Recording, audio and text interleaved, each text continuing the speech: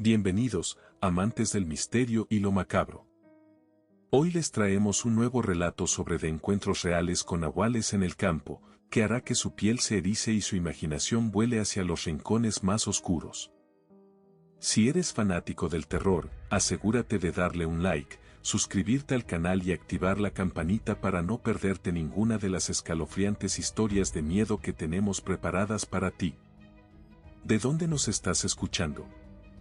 Déjanos tu respuesta en los comentarios y comparte tus pensamientos o teorías sobre el relato. Prepárate, porque el terror comienza ahora. Relato 1.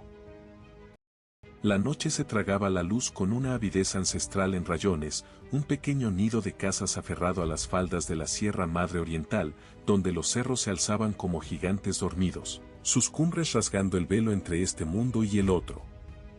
En este rincón olvidado de Nuevo León, donde el aire olía a pino y a tierra mojada, y el eco de los arroyos se confundía con los susurros del viento, las viejas historias no eran meros cuentos, sino advertencias grabadas en la piel de la tierra. Aquí, en los límites de la civilización y la salvaje inmensidad, el nahual no era una fantasía, sino una sombra que danzaba en la periferia de la razón. El viejo Mateo lo sabía. Sus ojos, nublados por los años y el humo de incontables fogatas, habían visto cosas que el alma moderna se negaba a procesar.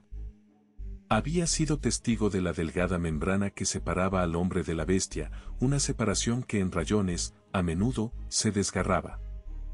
La historia que marcó a Mateo y a todo el pueblo comenzó con la sequía. No una sequía común, de esas que el sol tuesta la tierra, sino una que secaba los pozos del alma, que marchitaba la esperanza.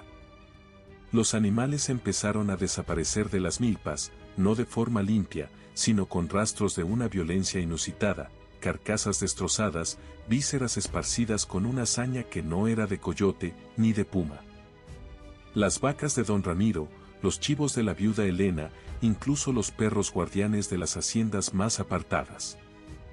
El miedo, como una niebla densa, empezó a arrastrarse desde las barrancas más profundas, donde las sombras se alargaban y las rocas parecían tener ojos. Los lugareños, aferrados a sus crucifijos y a sus viejas costumbres, comenzaron a murmurar el nombre prohibido, Nahual. No el Nahual protector de la cosecha, el que antaño se creía que cuidaba los campos y se le ofrecían sacrificios. No, este era otro. Este era el Nahual que había cruzado la línea, el que se había entregado por completo a la ferocidad de su tonal. El tonal, esa esencia animal que nos acompaña desde el nacimiento, el espíritu gemelo que se cree que todos poseemos. Para el nahual, no es un mero compañero, es una segunda piel, una identidad que puede ser invocada, abrazada o, en los casos más terribles, devorada.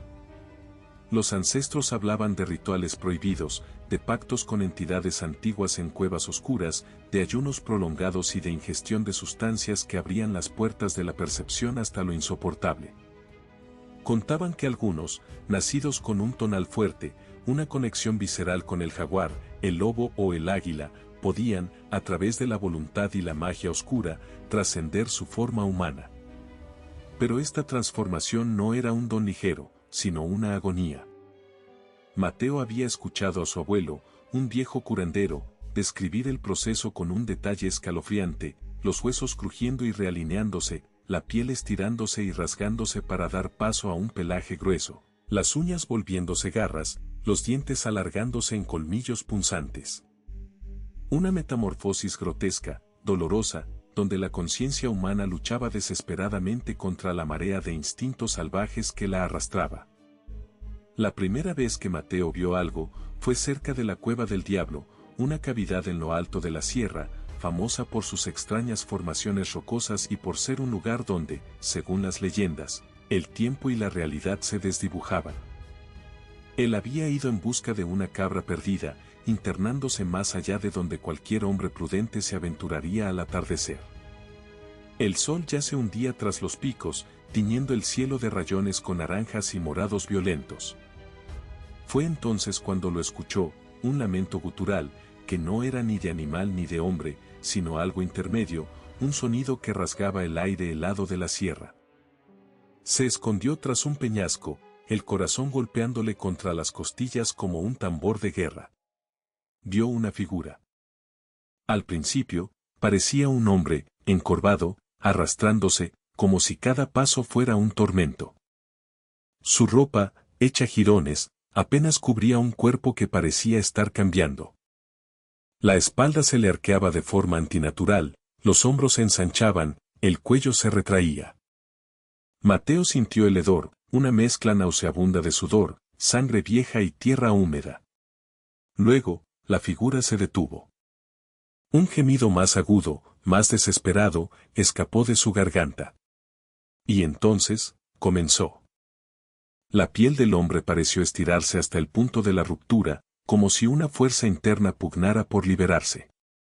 Un velo de sudor y sangre cubrió su cuerpo mientras sus músculos se retorcían bajo la piel, reajustándose. Los gritos que salían de su boca no eran de dolor humano, sino de una bestia atrapada en una jaula de carne que se encogía. Los dedos de sus manos se alargaron y engrosaron, las uñas se volvieron garras negras y afiladas que rasgaron la tierra. Su mandíbula se proyectó hacia adelante, la boca se abrió en un grito silencioso mientras los dientes se alargaban y se afilaban, transformándose en colmillos que parecían sedientos. Lo más horrible, sin embargo, fue el pelaje. Comenzó como una erupción, pequeños brotes oscuros que rápidamente se extendieron, cubriendo el cuerpo en una capa gruesa y áspera. Los ojos, antes humanos, ahora brillaban con una luz rojiza y salvaje, desprovistos de toda humanidad. El hombre, o lo que había sido el hombre, ya no existía. En su lugar, se erguía una criatura cuadrúpeda, de un tamaño desproporcionado, una amalgama grotesca de lobo y jaguar, con la inteligencia cruel de un depredador y la memoria latente de una humanidad perdida. Era el tonal, el espíritu animal, que había consumido por completo a su huésped. La bestia, con su pelaje oscuro y ojos fulgurantes, olfateó el aire, su hocico buscando algo, o a alguien. Mateo sintió que su alma se encogía, que su propia tonal se escondía aterrorizada dentro de él. El nahual levantó la cabeza y aulló, un sonido que era a la vez un lamento de pérdida y un grito de victoria salvaje, que resonó por las barrancas de rayones, anunciando su dominio. Desde esa noche, el terror se asentó en el pueblo como la calima. Nadie salía después del crepúsculo. Las milpas, que antes eran el sustento, se convirtieron en trampas mortales. Se hablaba de un hombre, el viejo Elías, que había desaparecido sin dejar rastro, su sombrero de palma encontrado junto a un arroyo con marcas de garras. La gente de Rayones, antaño escéptica o, al menos, silenciosa sobre estas viejas creencias, ahora clamaba por protección. Pero ¿cómo protegerse de una criatura que era a la vez hombre y bestia, que podía ser tu vecino durante el día y tu depredador por la noche? Los rituales de protección, las ofrendas a los antiguos dioses, todo parecía inútil. El nahual no quería maíz ni copal. Quería carne. Quería sangre. Una noche, la luna llena brillaba con una claridad casi dolorosa sobre las cimas de los cerros, bañando las barrancas en una luz fantasmal. Mateo, incapaz de dormir, se sentó en el porche de su humilde casa, su escopeta de doble cañón recargada a su lado, aunque sabía que de poco serviría. Escuchó un ruido en su milpa, el crujido de las cañas de maíz. No era el viento. Era un paso pesado, sigiloso. Se levantó, el corazón martilleándole, y se adentró en el laberinto verde. El aire se volvió denso, pesado, cargado con el mismo olor nauseabundo que había sentido en la cueva del diablo. Luego, lo vio. Entre los altos tallos de maíz, los ojos rojizos brillaron. Era la bestia, más grande, más imponente de lo que recordaba, su pelaje oscuro brillando bajo la luz de la luna. Se movía con una agilidad sorprendente, su cuerpo musculoso contrayéndose y expandiéndose con cada movimiento. La criatura se detuvo, su hocico levantado, olfateando. Y entonces, con un movimiento que heló la sangre de Mateo, el nahual se irguió sobre sus patas traseras. Por un instante fugaz, en la postura erguida, la sombra de un hombre, de una inteligencia calculada, pareció superponerse a la ferocidad animal. Era la dualidad en su máxima expresión, la bestia sanguinaria que había sido un protector, un hombre de la comunidad, ahora un depredador sin piedad. El nahual emitió un gruñido bajo, profundo, que vibró en el pecho de Mateo. Era un sonido de advertencia, de amenaza, pero también, de alguna forma, de una tragedia inmensa. La criatura, que una vez fue parte de la humanidad, ahora era un monstruo, atrapado entre dos mundos, consumido por su tonal. Mateo levantó su escopeta, pero sus manos temblaban. ¿Cómo se mata a un hombre que se ha convertido en bestia, a una bestia que conserva la astucia de un hombre? La criatura se abalanzó, un torbellino de garras y colmillos.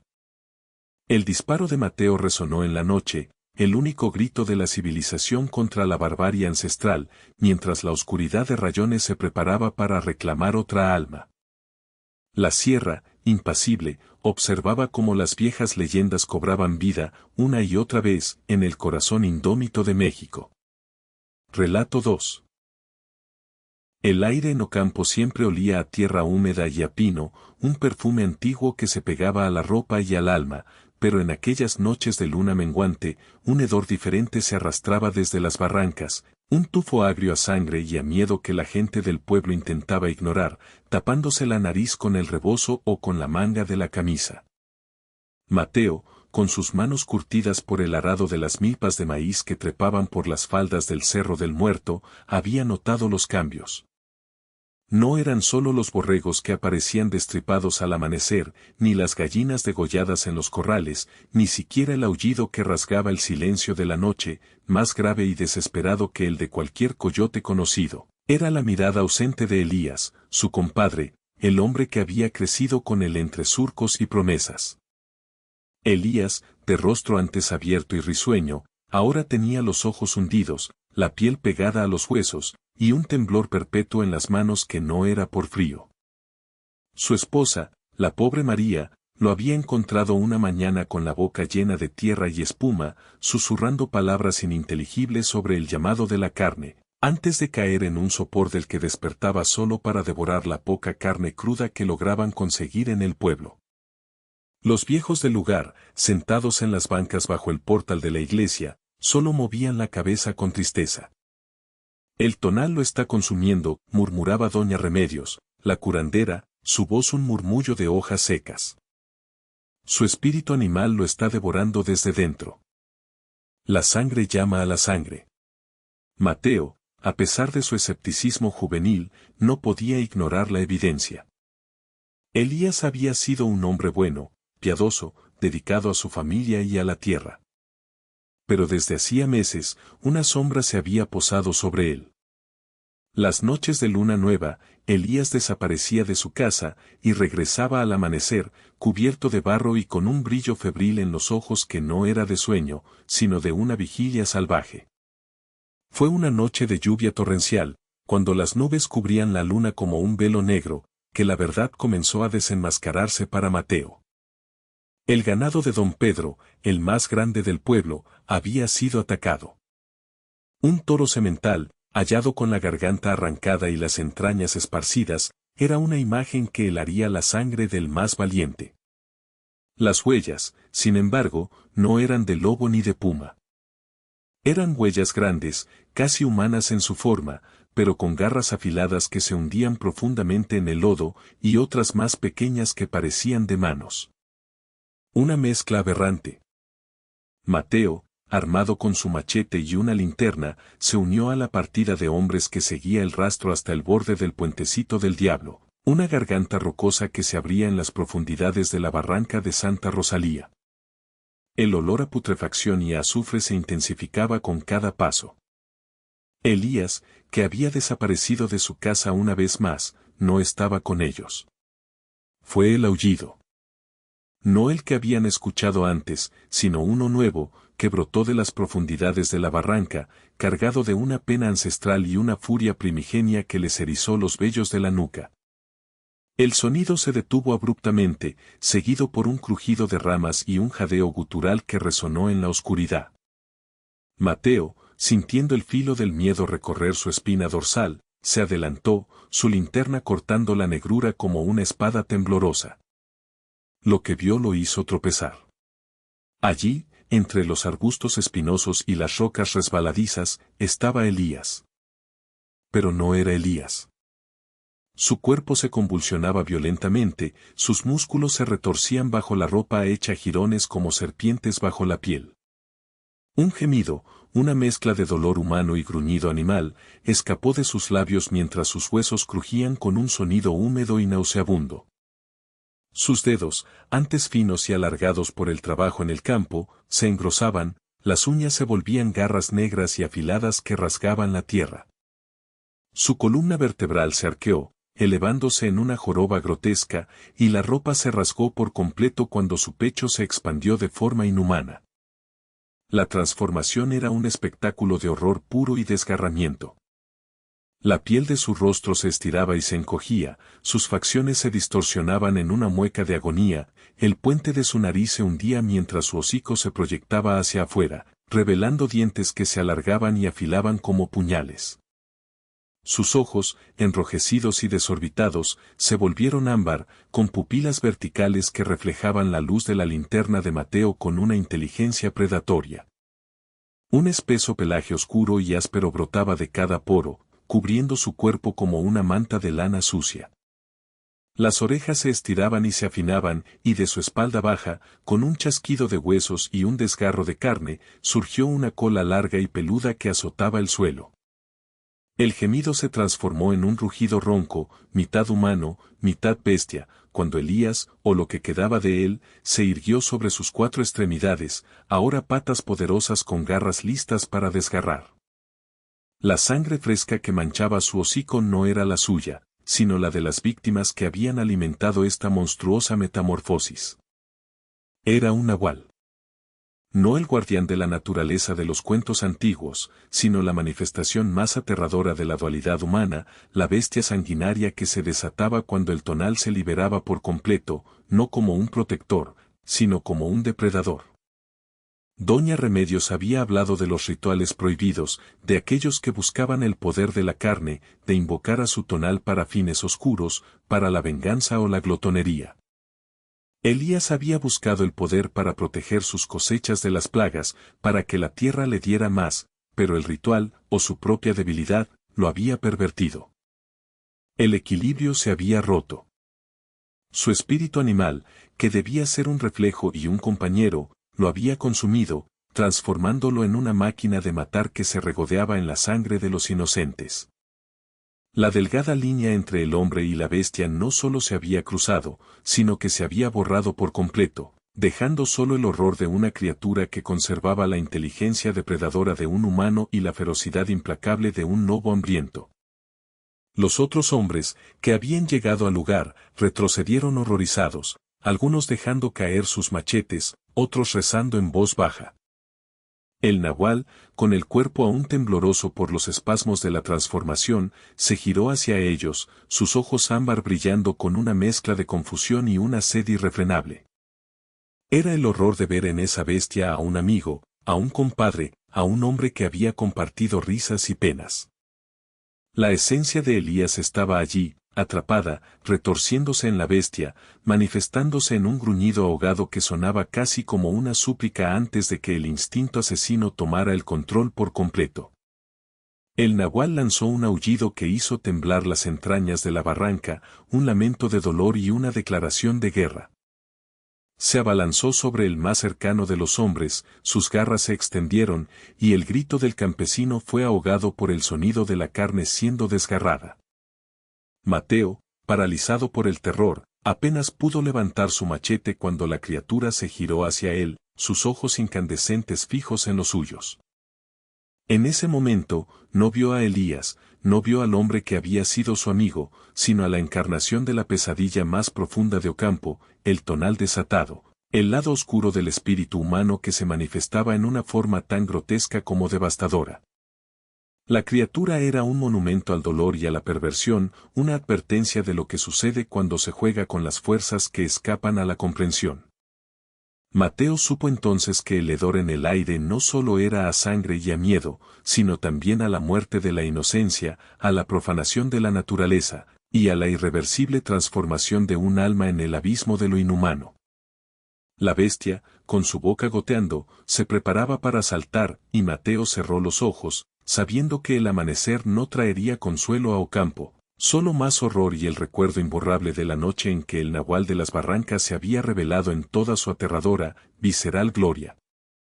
Relato 3. El aire en San Diego de Alejandría siempre cargaba con el peso de la tierra húmeda, el dulzor de la caña y, para quienes sabían escuchar, el murmullo de historias tan viejas como los cerros que abrazaban el pueblo. No era un murmullo de viento, sino de secretos, de verdades que la gente prefería no nombrar a plena luz del día.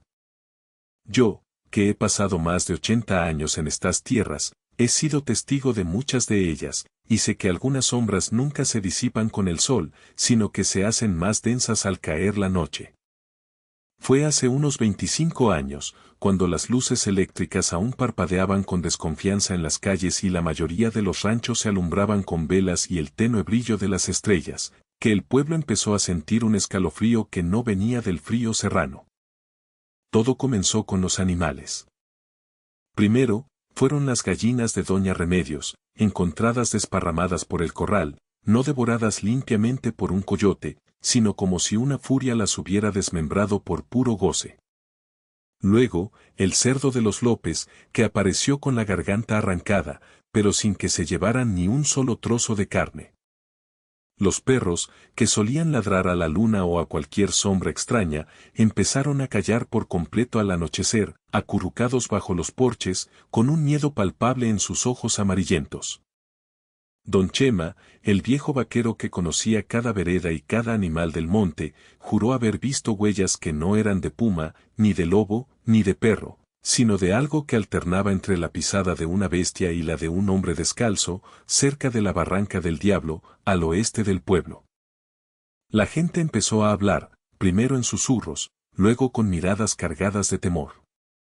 La palabra que nadie quería pronunciar, pero que flotaba en el ambiente como el incienso en la iglesia, era Nahual.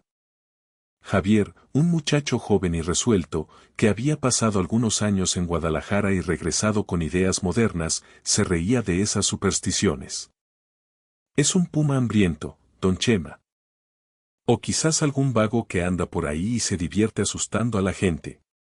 Pero don Chema, con la sabiduría grabada en su rostro curtido, solo negaba con la cabeza.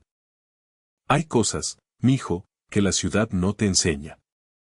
Cosas que viven entre nosotros, que respiran el mismo aire, pero que ven el mundo con otros ojos. La incredulidad de Javier, sin embargo, pronto sería puesta a prueba.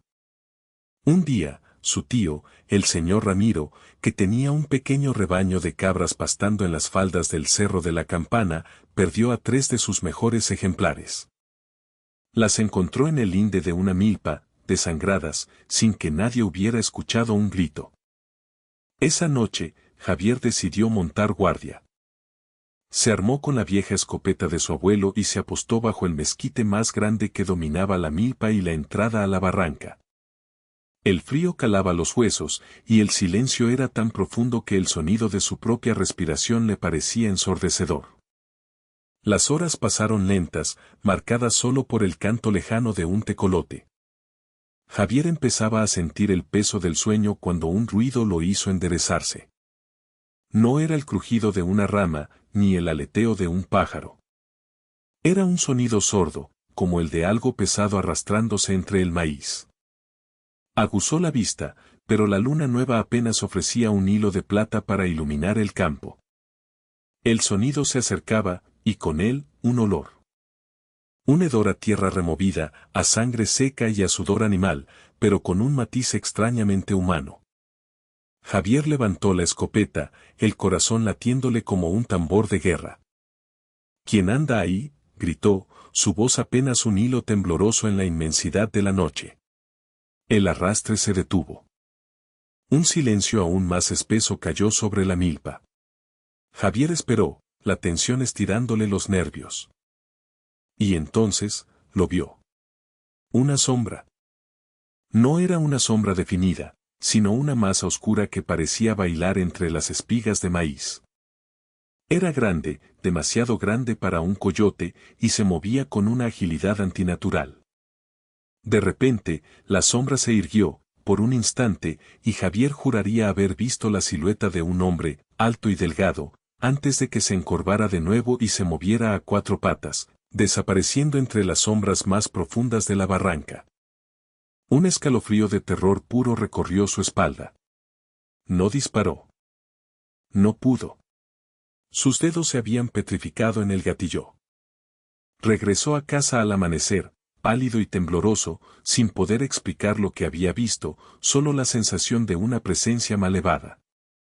La tensión en San Diego de Alejandría creció con cada luna. La gente ya no salía después del crepúsculo.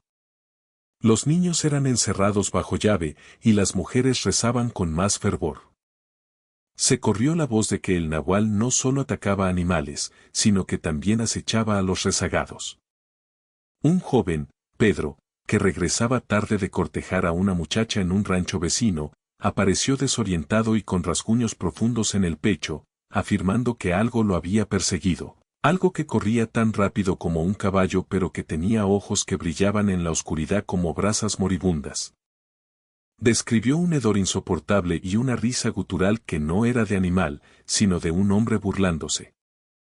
La duda ya no era si el nahual existía, sino quién de entre ellos era el que se transformaba.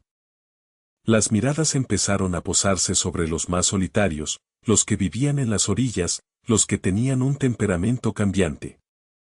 El viejo inocente, un hombre hermético que vivía en una choza cerca del río, fue el primer sospechoso. Su rostro arrugado y sus ojos hundidos le daban un aire lúgubre, y sus perros, a diferencia de los demás, nunca ladraban. Pero el nahual seguía haciendo de las suyas incluso cuando inocente era visto en el mercado. La noche más oscura llegó con la víspera de Todos los Santos, cuando las almas regresan y los velos entre los mundos se hacen más delgados. Javier, aún atormentado por su encuentro, había escuchado historias de cómo atrapar a un nahual. Decían que si se le hería mientras estaba en forma animal, la herida aparecería en su forma humana. Decían también que el nahual nunca cruzaba una corriente de agua, y que el ajo y las tijeras abiertas bajo la almohada podían protegerte. Pero Javier no buscaba protección, buscaba respuestas. Había estado observando a un hombre en particular, don Gregorio, el curandero del pueblo. Gregorio era respetado por sus conocimientos de hierbas y sus rezos, pero también temido por la oscuridad que a veces parecía rodearlo. Sus ojos, a veces, parecían demasiado viejos, demasiado sabios, con un brillo que no era de este mundo. Y su perro, un pastor belga enorme y silencioso, era el único animal que no parecía asustado. Ese día, Javier lo vio salir de su casa al anochecer, rumbo a la Barranca del Diablo, llevando una bolsa que parecía contener algo pesado. Impulsado por una mezcla de terror y desesperación, Javier lo siguió, manteniendo una distancia prudente. El camino era traicionero, y la oscuridad casi total. Gregorio se movía con una facilidad sorprendente para un hombre de su edad, como si conociera cada piedra, cada raíz. Llegó a un claro solitario, en lo más profundo de la barranca, donde un viejo ahuehuete se alzaba como un centinela silencioso. Allí, Gregorio se arrodilló, y Javier, escondido tras unas rocas, contuvo el aliento. El curandero sacó de su bolsa un pequeño brasero de barro y algunas hierbas. Las encendió, y un humo denso y dulzón, pero con un toque amargo, comenzó a elevarse. Luego, Gregorio se quitó la ropa, revelando un cuerpo delgado, pero fuerte, cubierto de cicatrices antiguas. Empezó a murmurar en una lengua que Javier nunca había escuchado, un idioma gutural, ancestral, que parecía rasgar la noche. Y entonces, el horror. El cuerpo de Gregorio comenzó a contorsionarse. No era una transformación rápida como en los cuentos, sino lenta, agónica, grotesca. Sus huesos crujían, sus músculos se retorcían bajo la piel. La piel misma parecía estirarse y tensarse, como si fuera a rasgarse en cualquier momento. Su columna vertebral se arqueó de forma antinatural, su rostro se alargó, sus dientes se afilaron hasta convertirse en colmillos. Un grito ahogado escapó de la garganta de Javier al ver la cabeza del curandero estirarse, el cráneo deformarse, la boca abrirse en una mueca bestial. De sus hombros brotaban protuberancias que prometían garras, y su piel se cubría lentamente de un pelaje oscuro y áspero. El hedor a tierra y sangre se hizo insoportable. Cuando la transformación casi había terminado, lo que quedaba de Gregorio era una criatura híbrida, a medio camino entre un lobo gigantesco y un hombre encorvado, con ojos que brillaban con una inteligencia fría y maligna. La criatura lanzó un aullido que no era animal, sino un lamento de éxtasis y agonía, y se lanzó hacia el bosque, perdiéndose en la oscuridad. Javier huyó. Corrió sin mirar atrás, el sonido de su propio corazón resonando en sus oídos. No disparó, no gritó, solo corrió hasta caer exhausto en la plaza del pueblo, el rostro descompuesto por el terror. Nunca le contó a nadie lo que vio esa noche, no con palabras. Pero la gente de San Diego de Alejandría notó el cambio en él. El escepticismo había sido reemplazado por una sombra en sus ojos, una sabiduría amarga que solo quienes han mirado al abismo poseen. Los ataques del nahual continuaron por un tiempo, esporádicos, impredecibles, antes de cesar casi por completo, como si la criatura hubiera saciado su sed o se hubiera trasladado a otros campos. Pero el miedo nunca se fue. Se asentó en las noches, en el susurro del viento entre los maizales, en el eco de los aullidos lejanos. Y cada vez que don Gregorio, el curandero, era visto en el pueblo, su mirada se cruzaba con la de Javier, y en esos ojos viejos y profundos, el joven juraba ver un brillo que no era humano, un eco de la bestia que acecha en las barrancas de San Diego de Alejandría. Y así es como en este pueblo, se aprendió que algunas verdades son tan antiguas y oscuras como la tierra misma, y que la frontera entre el hombre y la bestia es más delgada de lo que la luz del día nos permite ver. El sol se desplomaba sobre los cerros de San Diego de Alejandría, tiñendo las milpas de un oro agonizante y proyectando sombras alargadas que se retorcían como espíritus inquietos. Era en este crepúsculo, cuando el mundo se desdibujaba entre la luz y la oscuridad, que las antiguas fuerzas que los mexicas conocían como tonales despertaban. El tonal, ese espíritu animal protector que reside en cada ser humano desde su nacimiento, no era para algunos una mera metáfora, sino una entidad viva, latente, capaz de moldear la carne y el hueso. Y en Mateo, un hombre de linaje antiguo, esa presencia era una carga, una maldición que se negaba a ser domesticada. Su abuela, antes de morir, le había advertido: tu tonal es fuerte, mijo. Un jaguar oscuro. Si no lo dominas, él te dominará a ti. Y cuando el hambre de la bestia te llame, no habrá vuelta atrás. Mateo había vivido toda su vida con ese temor, con la lucha constante por mantener a raya la bestia latente, el depredador ancestral que sentía rugir en sus venas. Pero la sequía de ese año había sido brutal. Las milpas languidecían, los animales se enfermaban, y el hambre, esa bestia primordial, empezaba a morder en el pueblo. Las cosechas eran escasas, y el ganado, flaco y débil, apenas podía sostener a las familias. En el alma de Mateo, el hambre externa resonaba con el hambre interna de su tonal. Sentía una presión constante detrás de sus ojos, una ansia primigenia que lo hacía salivar con el olor de la carne. Había intentado ayunar, purificarse con hierbas amargas, incluso se había flagelado con ramas espinosas para alejar la tentación, pero era inútil. La luna llena, grande y blanquecina, ascendía sobre el cerro de la Campana, y con ella, la llamada se hizo insoportable. Esa noche, la bestia no le pediría, le exigiría.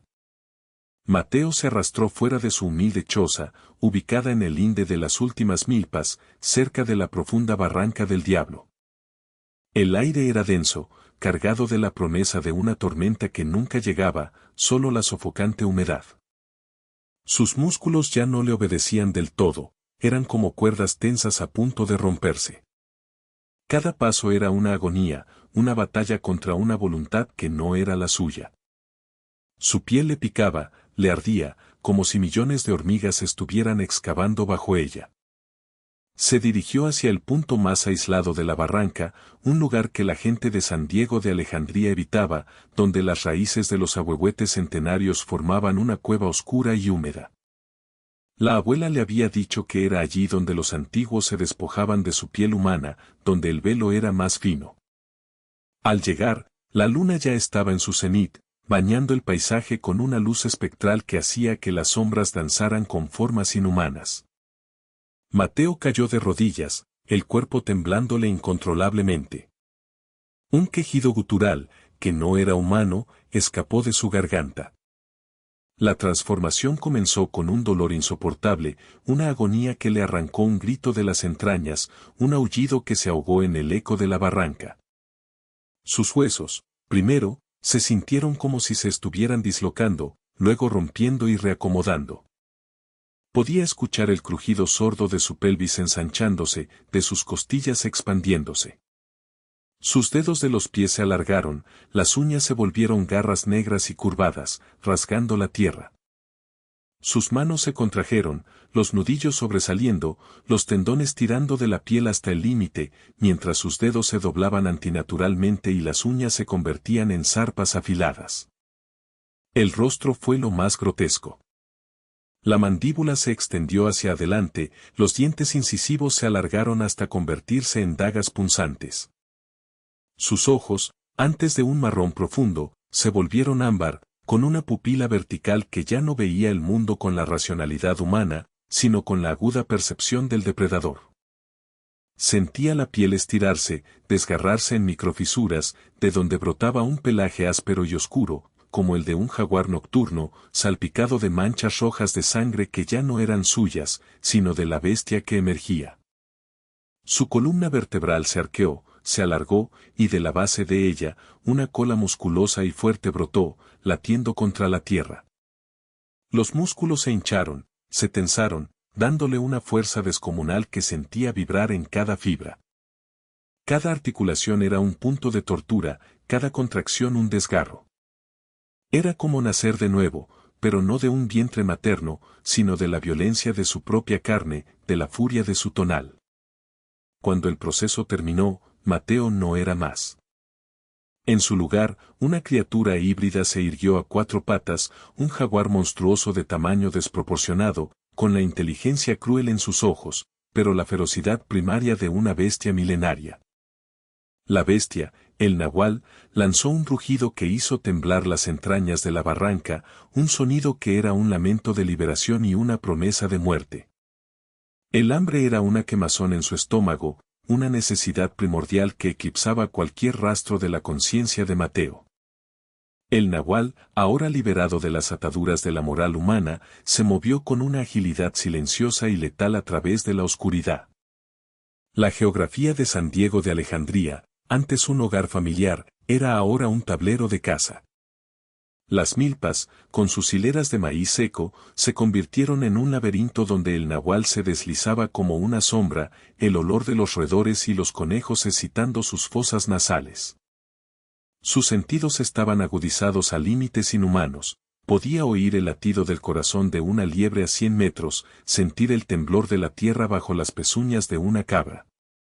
Se dirigió hacia los ranchos más cercanos, no por maldad, sino por la simple necesidad de la bestia de alimentarse.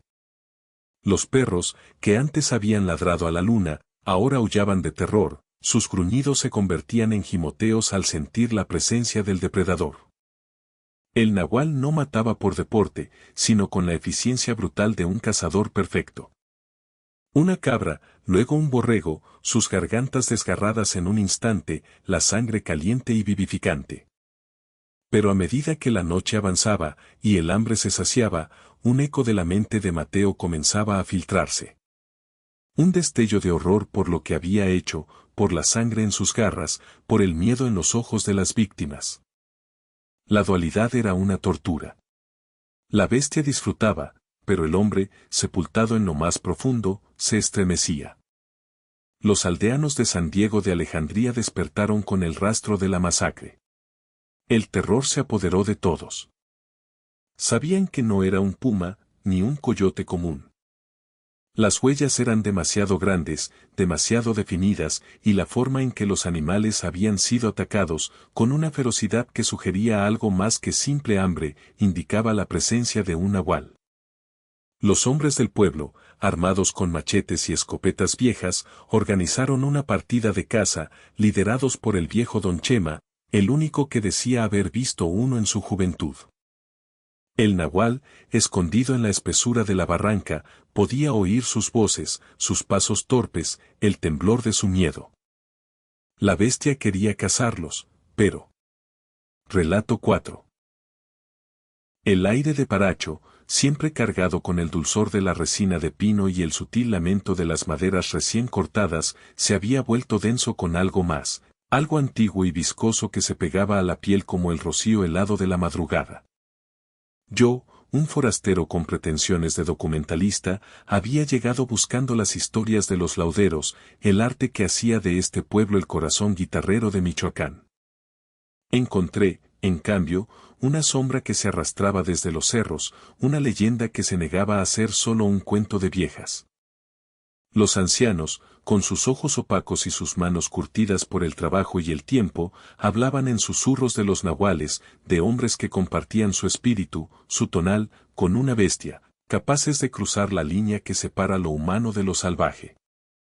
Al principio, lo atribuía la mística inherente a estas tierras, a la rica cosmogonía prehispánica que aún tejía el tapiz de sus vidas. Pero las noches empezaron a cambiar. Fue don Hilario, el más viejo de los guitarreros, quien me advirtió por primera vez con una seriedad que helaba la sangre. Su voz, rasposa como el lijado de una tapa armónica, me dijo: aquí, muchacho, el monte tiene dientes.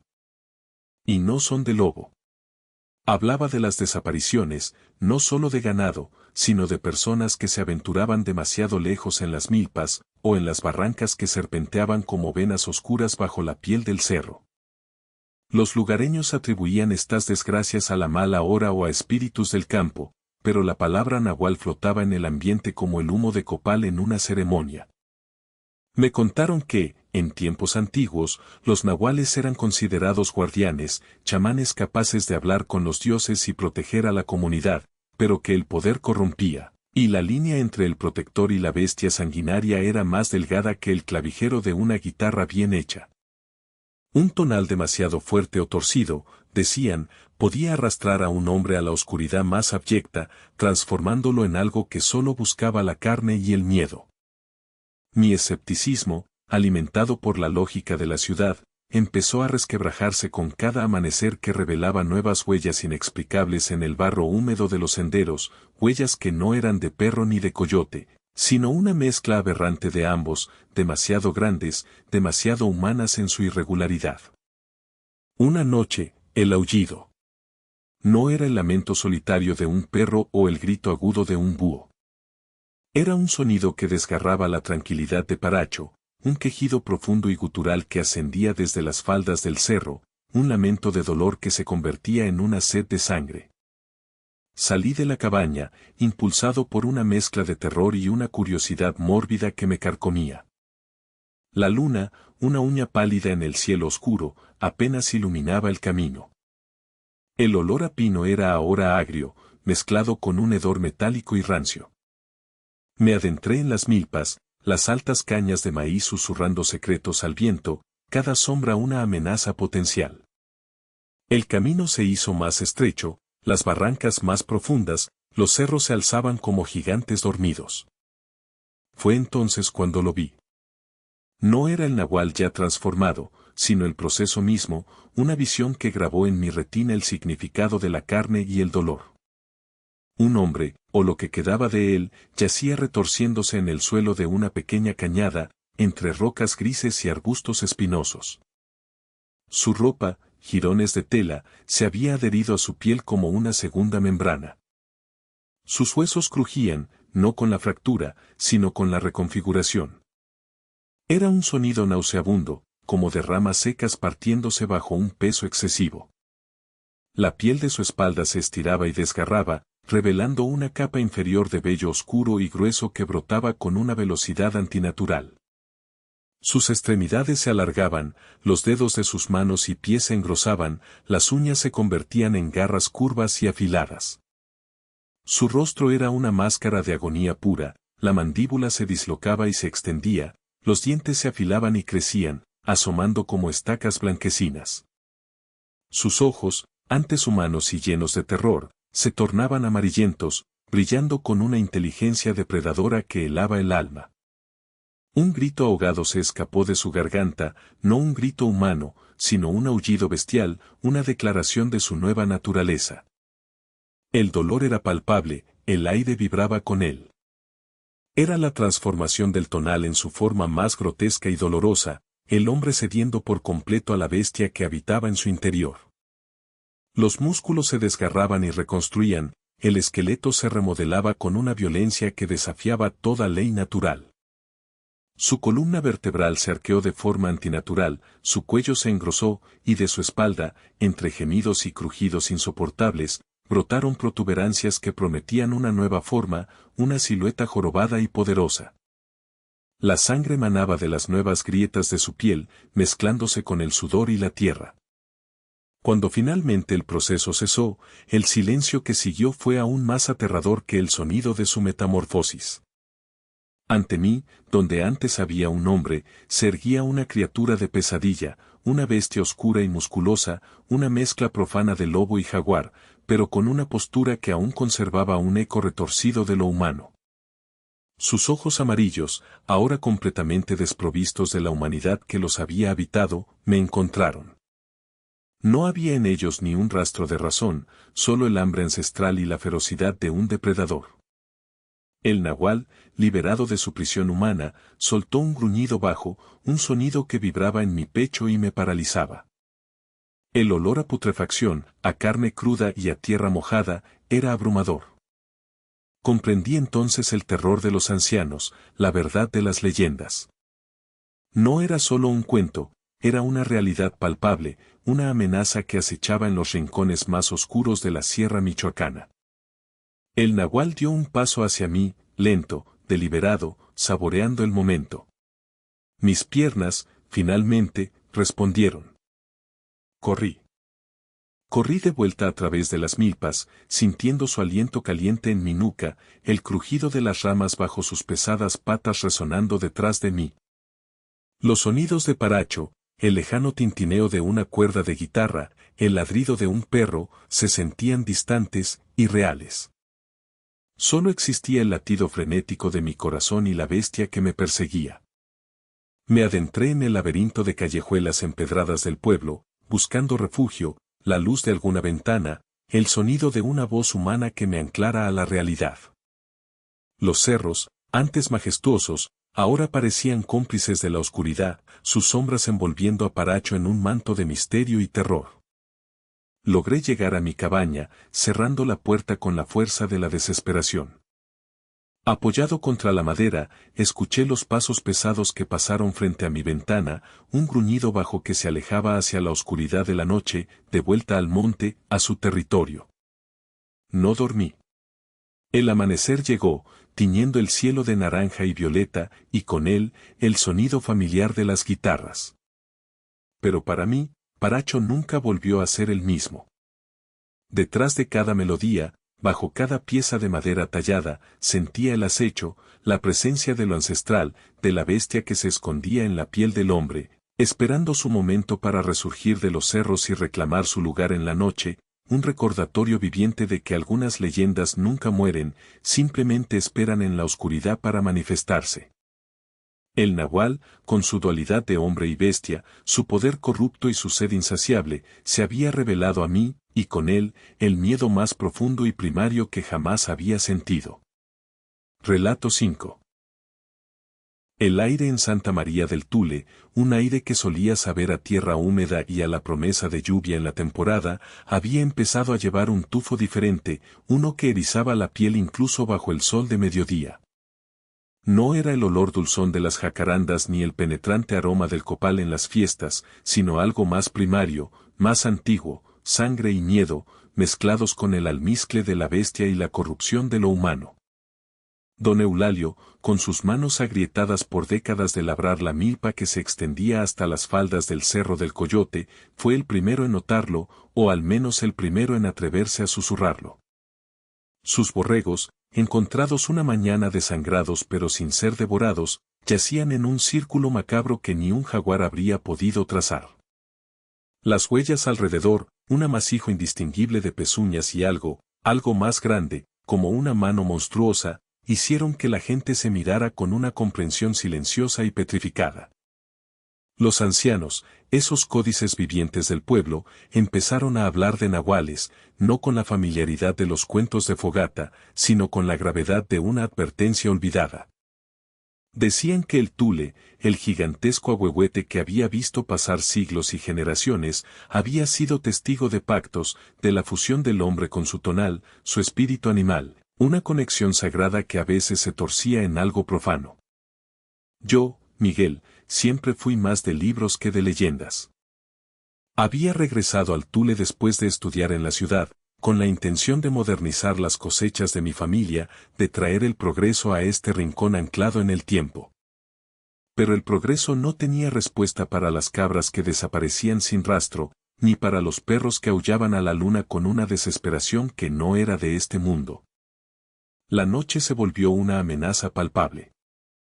Las milpas, que antes ofrecían el susurro reconfortante del maíz madurando, ahora parecían albergar sombras que se movían entre los tallos altos, acechando, observando con ojos invisibles.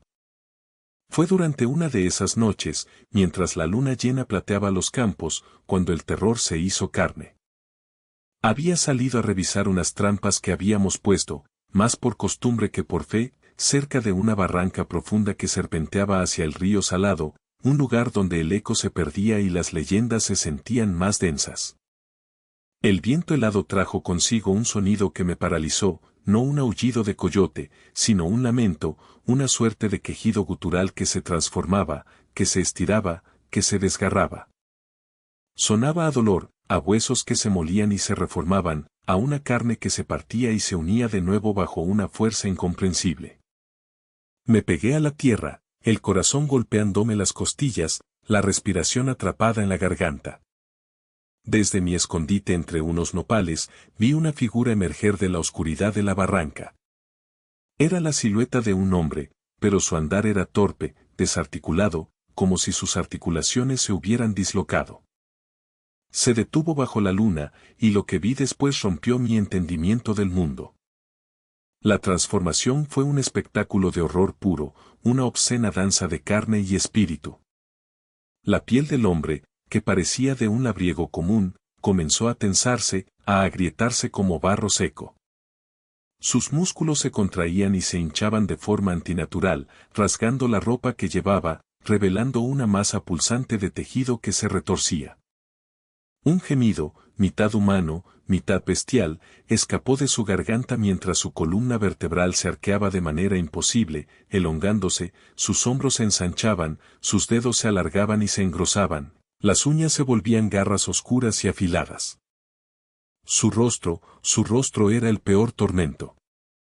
Los huesos faciales se reacomodaban con un crujido audible, la nariz se hundía y se ensanchaba en un hocico, los dientes se alargaban y afilaban como cuchillos de obsidiana. Sus ojos, que por un instante capté llenos de un sufrimiento insoportable, se volvieron dorados, salvajes, reflejando la luna con una luminiscencia fría. El cabello se endureció, se convirtió en un pelaje grueso y oscuro que le cubrió el cuerpo a medida que se encogía y se doblaba, adoptando una postura cuadrúpeda. La piel, ahora cubierta de pelo, parecía desprenderse en algunos lugares, dejando al descubierto carne viva que se regeneraba al instante, una grotesca metamorfosis que violaba todas las leyes de la biología y la razón. La criatura que finalmente se irguió sobre cuatro patas, más grande que cualquier lobo o perro que hubiera visto, era una aberración. Tenía la fuerza de un depredador, la astucia de un demonio y la mirada de algo que había sido humano y ahora era solo una sombra retorcida de su tonal, Una bestia sanguinaria que había olvidado la delgada línea entre el protector de la comunidad y el cazador de hombres. Era el nahual. El aire se llenó con el hedor de la bestia, un almizcle agrio y metálico. El nahual levantó su hocico hacia la luna y soltó un aullido que no era de animal, sino de un alma en pena, un lamento que vibró en mi pecho, erizándome hasta el último vello. No era un aullido de victoria, sino de una agonía eterna, el dolor de la dualidad, de la eterna lucha entre el hombre y el monstruo que reside en su interior. Me di cuenta de que este no era un ente maligno por naturaleza, era un hombre, quizás un miembro del pueblo, que había sucumbido a una antigua maldición, a un ritual torcido, a la tentación de un poder que exigía un precio demasiado alto. En la cosmogonía prehispánica, el tonal era el vínculo sagrado, el don divino que unía al hombre con el espíritu de un animal, otorgándole sus cualidades. Pero cuando esa conexión se corrompía, cuando el hombre se entregaba a la oscuridad, el tonal se convertía en una prisión, una bestia que devoraba el alma. Este nahual no era un guardián de las milpas, como los cuentos a veces sugerían, era una máquina de matar, una bestia guiada por la sed y el instinto más primario. La criatura se movió con una agilidad sorprendente, desapareciendo entre los maizales, su silueta oscura fundiéndose con las sombras de la noche. Sentí un miedo tan profundo que me heló los huesos, un miedo que iba más allá de la amenaza inmediata. Era el temor a lo desconocido, a lo ancestral que se negaba a morir, a la idea de que bajo la piel de cualquiera de nuestros vecinos, de nuestros amigos, podía esconderse una bestia. No dormí esa noche. Cuando el sol finalmente se asomó por el horizonte, pintando de oro los cerros que rodeaban Santa María del Tule, caminé de regreso a casa con los músculos entumecidos y el alma rota. Las milpas parecían inocentes a la luz del día, los campos de agave brillaban con un verde esperanzador. Pero yo sabía lo que se escondía en sus sombras, lo que acechaba en las barrancas, lo que dormía en el día y se despertaba con la luna. Había visto el horror de la transformación, la carne desgarrándose, el espíritu retorciéndose. Había visto la dualidad bestial del ser humano, y ya no podía ignorarla. El miedo no se había ido, se había asentado en mi interior como una semilla fría, una verdad ineludible. Santa María del Tule ya no era el pueblo tranquilo que conocía. Era un escenario antiguo para un horror aún más antiguo, donde la línea entre el hombre y la bestia era tan delgada como el filo de una navaja, y donde el tonal de algunos se había convertido en una maldición viviente. Y la pregunta que me perseguiría hasta mi tumba era, ¿quién de nosotros, en el pueblo, cargaba con esa oscuridad, esperando la próxima luna llena para desatar su verdadera y grotesca naturaleza? La respuesta, lo sabía, era tan aterradora como el nahual mismo.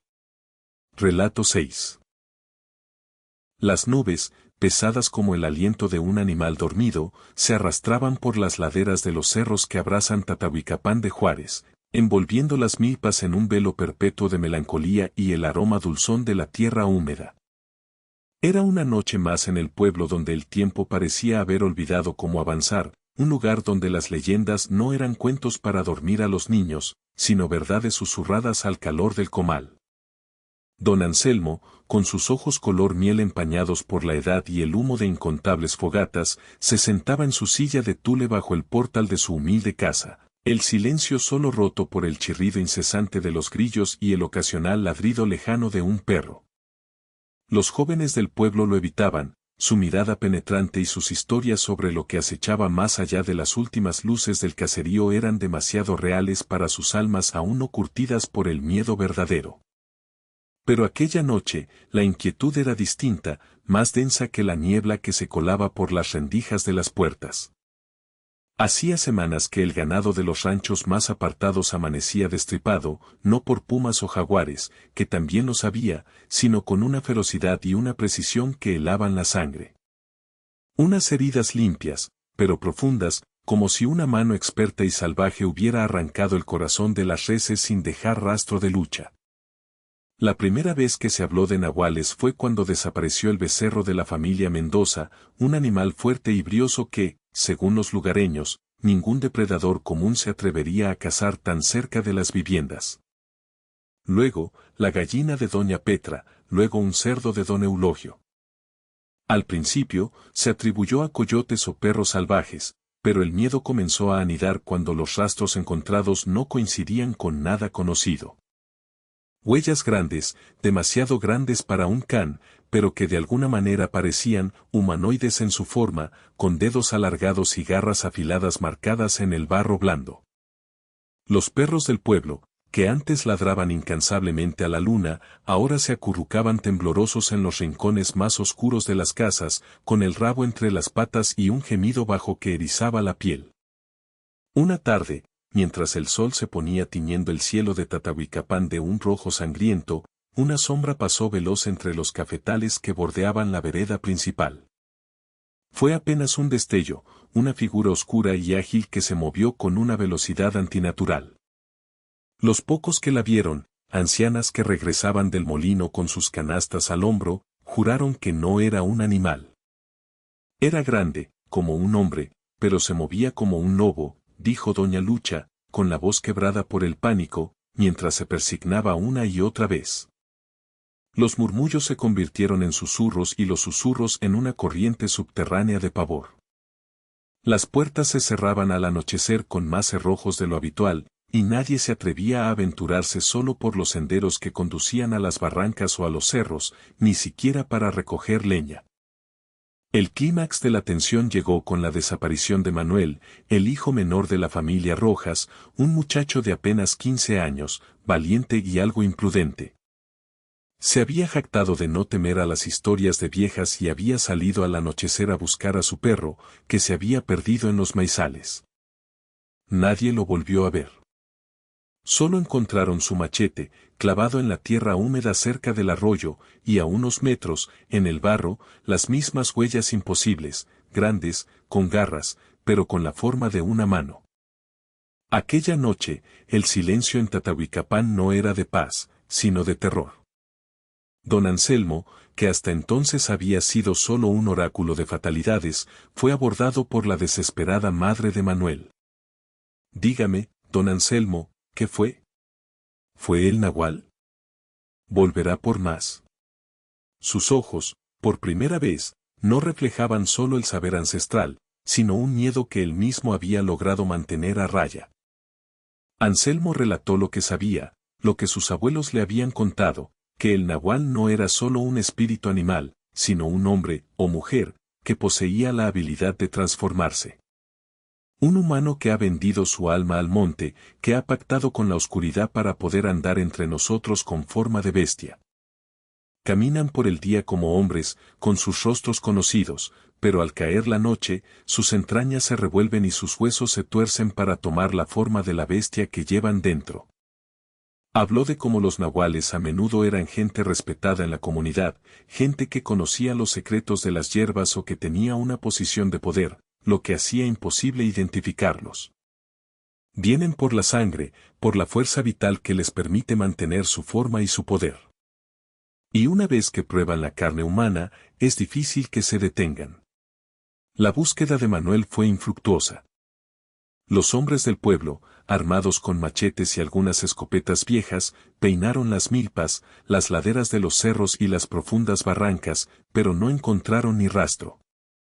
La única constante eran las huellas, que aparecían y desaparecían de forma caprichosa, a veces en medio de un camino, otras veces en la orilla de un acantilado donde ningún animal sensato se aventuraría.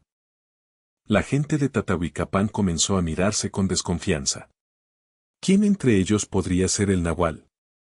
¿Quién caminaba de día con sonrisa amable y de noche se convertía en un depredador? Las sospechas cayeron sobre el viejo curandero, don Ramiro, por su conocimiento de las plantas y sus ojos siempre esquivos. Luego, sobre la viuda Elvira, que vivía sola en una casa apartada y no recibía visitas. La comunidad, antes unida por la tradición y la necesidad, ahora se dividía por el miedo y la paranoia. Una noche de luna nueva, cuando la oscuridad era tan densa que apenas se podía ver la mano frente a la cara, don Anselmo decidió actuar. Había estado observando. Había notado que ciertos ataques coincidían con la ausencia de una persona en particular, un hombre que siempre parecía estar enfermo o ausente cuando ocurrían los incidentes. Era el mismo hombre que, a pesar de su edad, tenía una fuerza inusual y unos ojos que a veces brillaban con una luz extraña en la penumbra. Con su viejo rifle en mano, Anselmo se apostó cerca de la entrada del pueblo, donde el camino se adentraba en la espesura de la selva. El aire estaba pesado, cargado de una expectativa silenciosa. Horas pasaron, y el frío de la noche calaba los huesos. De repente, un movimiento en la oscuridad. No era un viento, ni un animal pequeño. Era una silueta, grande y encorvada, que se movía con una agilidad sorprendente. La figura se detuvo en un claro, y bajo la tenue luz de las estrellas, Anselmo pudo discernir algo que le heló la sangre.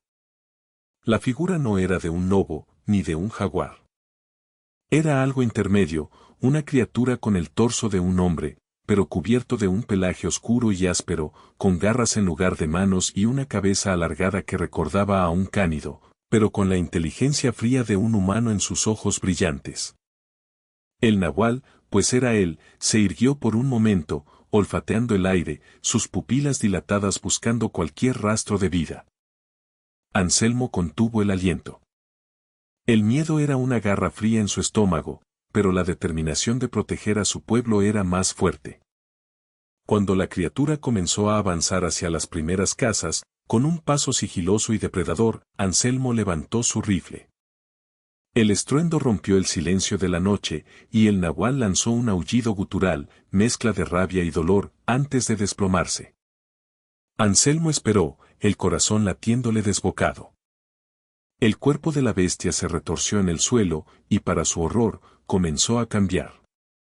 Los huesos crujieron, el pelaje se retrajo, la carne se fundió y se reformó.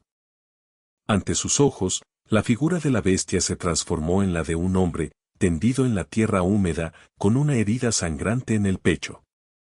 Era don Vicente, el respetado carpintero del pueblo, un hombre que había vivido entre ellos por décadas, un rostro familiar y confiable. Anselmo sintió un escalofrío que le recorrió la columna vertebral, más frío que el de la noche. El nahual no era un monstruo de cuentos, sino una parte de ellos, una sombra que habitaba entre la luz. La verdad era más aterradora que cualquier leyenda, pues la bestia no venía del monte, sino del corazón mismo de Tatahuicapán de Juárez. Y aunque don Vicente yacía muerto, el miedo perduraría, porque la gente sabía que donde había uno, podría haber muchos más, ocultos a plena vista, esperando la noche. El viento ululaba como un lamento ancestral entre los cerros de Tatahuicapán de Juárez, trayendo consigo el aroma a tierra mojada, a hojas podridas y a algo más, algo primitivo y salvaje que se colaba por las rendijas de las chozas de palma y barro. Los ancianos del pueblo Popoluca, con la sabiduría ancestral grabada en sus rostros curtidos, sabían que ese olor presagiaba la presencia de lo innombrable, la manifestación de un tonal oscuro y pervertido. No era un puma lo que acechaba en las barrancas que serpenteaban como venas gigantes bajo el manto verde de la sierra, ni un jaguar que se atrevía a merodear tan cerca de las milpas de maíz. Era algo más antiguo, un eco de la cosmogonía prehispánica que hablaba de la dualidad del hombre y la bestia, de aquellos que podían trascender la piel y caminar entre los dos mundos. Martín, un joven de 26 años, fuerte y ágil, había crecido escuchando las historias de los nahuales, pero como muchos de su generación, las había relegado al ámbito de las supersticiones. Para él, las desapariciones de ganado y las huellas extrañas en el barro eran obra de depredadores comunes o, en el peor de los casos, de brujos que usaban animales como emisarios. Pero la noche en que su hermana menor, Rosalía, fue encontrada desangrada cerca del arroyo, con heridas que desafiaban cualquier lógica animal, su incredulidad se desmoronó. La desesperación lo llevó a buscar a doña Carmen, la curandera más vieja del pueblo, cuyos ojos, de un azul casi blanco, parecían ver más allá de lo evidente. Ella, sin titubear, confirmó sus peores temores: es el nahual, Martín. Ha regresado. Y esta vez, su hambre es insaciable. Doña Carmen le explicó que el nahual no era un simple hechicero, sino un ser cuya conexión con su tonal, su espíritu animal compañero, se había corrompido, permitiéndole una transformación completa, grotesca y dolorosa. No es magia, muchacho, es la carne misma la que cede a la voluntad de la bestia interior. Los huesos se tuercen, los músculos se desgarran y se reconstruyen, la piel se estira hasta que el hombre ya no es hombre, sino la encarnación de su lado más oscuro. Habló de rituales olvidados, de ofrendas de sangre y de pactos con entidades primigenias de la tierra, que otorgaban a ciertos individuos la capacidad de mudar de forma, no para proteger a la comunidad, como lo hacían los antiguos chamanes, sino para saciar una sed de poder y carne que los convertía en depredadores. Se arrastran por las milpas, se esconden en las profundas barrancas, bajan de los cerros envueltos en la niebla como fantasmas. Son parte de la tierra, pero a la vez, una abominación contra ella. Martín, armado con un machete bendecido por Doña Carmen y una desesperación ardiente, decidió cazar a la bestia. Siguió las huellas que la curandera le había enseñado a reconocer, la mezcla de la pisada humana con la garra animal, el rastro de un pie que se alargaba y se deformaba en el fango. El rastro lo llevó más allá de los cafetales, adentrándose en los densos y húmedos bosques que cubrían las faldas de los cerros, donde la luz del sol apenas se filtraba. El aire se hizo pesado, cargado de una energía latente. Los sonidos de la selva, antes vibrantes, se habían acallado, dejando un silencio opresivo. De repente, un aullido. No era el grito de un animal, sino algo más profundo, un lamento que parecía venir de las entrañas de la tierra, mezclado con un gruñido ahogado, lleno de dolor y furia. Martín avanzó con cautela, el machete en alto, el corazón golpeándole las costillas. Lo encontró en un pequeño claro, bañado por la tenue luz de la luna que se abría paso entre las copas de los árboles. La escena era de una brutalidad inimaginable. Un hombre, el viejo Elías, el respetado capataz de las milpas, yacía en el suelo, su cuerpo retorciéndose en una agonía espantosa. Su piel se desgarraba y se volvía áspera, peluda. Sus huesos crujían con un sonido seco y espeluznante, como ramas rompiéndose bajo el peso. Los músculos de sus brazos y piernas se hinchaban y se alargaban, desgarrando su ropa. Sus dedos se fusionaban en garras afiladas que arañaban la tierra. La mandíbula de Elías se extendía hacia adelante, los dientes se alargaban en colmillos, y un hocico oscuro y húmedo comenzaba a formarse. Sus ojos, antes humanos, se inyectaban en sangre y brillaban con una luz roja y hambrienta. La transformación era una tortura. Elías gemía, no de dolor físico, sino de la desesperación de su humanidad desprendiéndose, de su mente siendo invadida por la furia primal de su tonal. Era una batalla interna, una lucha por retener un ápice de conciencia mientras la bestia tomaba el control. Martín observó, paralizado por el horror. Elías, el hombre que le había enseñado a sembrar maíz, se estaba convirtiendo en la pesadilla de las leyendas. La piel de su espalda se arqueó, y de ella brotó una joroba peluda, densa y oscura, mientras sus articulaciones se doblaban de forma antinatural, obligándolo a caer a cuatro patas. Un rugido final, un alarido que mezclaba el dolor de un hombre con la bestialidad de un depredador, resonó en la barranca. Cuando el proceso terminó, ya no quedaba rastro de Elías. En su lugar, una criatura imponente, de casi 2 metros de altura, cubierta de un pelaje negro y tupido, con garras como dagas y una cabeza canina, se irguió sobre sus patas traseras. Su aliento era una bocanada fétida de carne cruda y sangre. Sus ojos, 2 ascuas rojas, se fijaron en Martín con una inteligencia depredadora, no la de un animal sin mente, sino la de un ser que ha abrazado la oscuridad. El nahual, ahora completamente transformado, lanzó un gruñido bajo y amenazante. Había pasado de ser el protector de las milpas, el hombre que conocía los secretos de la tierra para hacerla fértil, a ser la bestia que las acechaba. La delgada línea se había borrado por completo. La criatura se abalanzó sobre Martín con una velocidad asombrosa, sus garras extendidas. El joven apenas tuvo tiempo de esquivar el primer ataque, sintiendo el aire desplazarse por la fuerza del golpe. El combate fue brutal y desigual. El nahual era puro músculo y ferocidad, moviéndose con una agilidad sorprendente a través de la densa vegetación de la barranca, usando los árboles y las rocas como cobertura. Martín, aunque valiente, luchaba contra una fuerza sobrenatural. La bestia lo acorraló contra un peñasco, sus ojos inyectados en sangre fijos en él. El olor a putrefacción y a sangre fresca era abrumador.